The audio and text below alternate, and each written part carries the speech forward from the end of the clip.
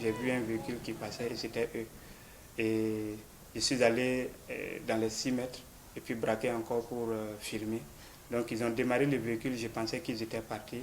Pourtant ils sont allés devant pour couper et revenir parce qu'ils m'ont vu filmer. Et comme ils ont en horreur tout appareil qui les filme, donc ils ont fait un détour. Et Dieu merci encore, quand j'ai démarré la moto, on est tombé nez à nez. J'ai viré, il y avait un garage là-bas, je suis rentré dans le garage. Et au moment où je suis rentré dans le garage, ils sont arrivés là où j'étais arrêté pour filmer. Je suis ressorti du garage. Et je fuyais sans me retourner parce que je me disais que j'allais recevoir une balle dans le dos. Et ils sont allés rentrer dans le petit local où j'étais arrêté en train de filmer. Donc c'est dans la peur aussi, mais avec un peu de courage, en se disant que le monde doit voir. Et quand j'arrive quelque part, c'est ce que j'explique aux jeunes, parce qu'il faut qu'on puisse capitaliser toutes ces erreurs qu'ils sont en train de commettre. Aujourd'hui, il est difficile, c'est souvent difficile de dormir. Il y a des moments où je m'assois, j'ai envie de pleurer quand je vois ces jeunes, comme quand je vois ces jeunes qui a été abattu hier à l'hôtel central. C'est pas simple. Je n'ai pas l'habitude de voir des corps ou de voir du sang, mais ces 2 jours, ce que je vois, c'est horrible. C'est pas simple. Ils ont en horreur toute caméra ou tout appareil, même téléphone. Et hier, j'étais à l'état-major et je voulais aller passer par la place de la Révolution pour continuer à Gouin voir ce qui se passe. Et quand on est arrivé au feu de EcoBank, il y a une dame qui s'est arrêtée au feu et qui a sorti son téléphone parce qu'ils avaient leur véhicule garé à la place de la Révolution.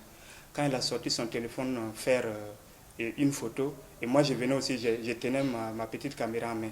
Quand elle a fait la photo, il y a un qui s'est détaché, ils étaient 2 mêmes qui sont venus et sortir la dame du lot des gens qui étaient arrêtés au feu pour retirer le téléphone et lui sommer de supprimer toutes les images prises.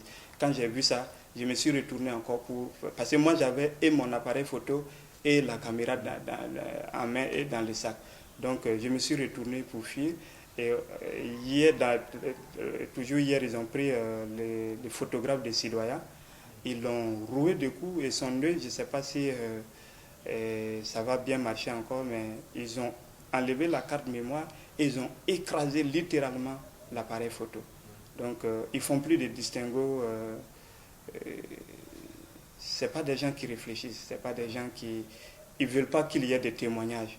Voilà. Et souvent, c'est effectivement ça qui fait notre problème, parce qu'ils abattent un jeune, vous venez pour filmer, vous ne savez pas qui sont derrière vous, ainsi de suite. Et ils surgissent comme ça de nulle part. Et ils ont en horreur la presse. Ils ne veulent pas voir un journaliste. On n'est pas ici notre décision. On est prêt à mourir pour les populations. Voilà. On est prêt à mourir pour les populations.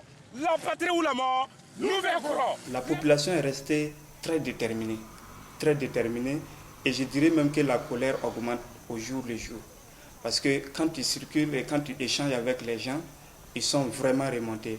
Et tout à l'heure, quand j'étais en train d'interviewer ces jeunes qui ont barré la voie, il y a un gars qui est venu s'arrêter en moto et qui a enlevé une arme. Il a enlevé l'arme et puis il dit maintenant nous sommes décidés et on va aussi les abattre.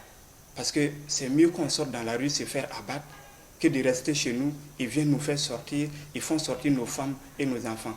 Donc aujourd'hui, moi je suis armé et je vais aussi, si je les vois, je vais descendre un RSP.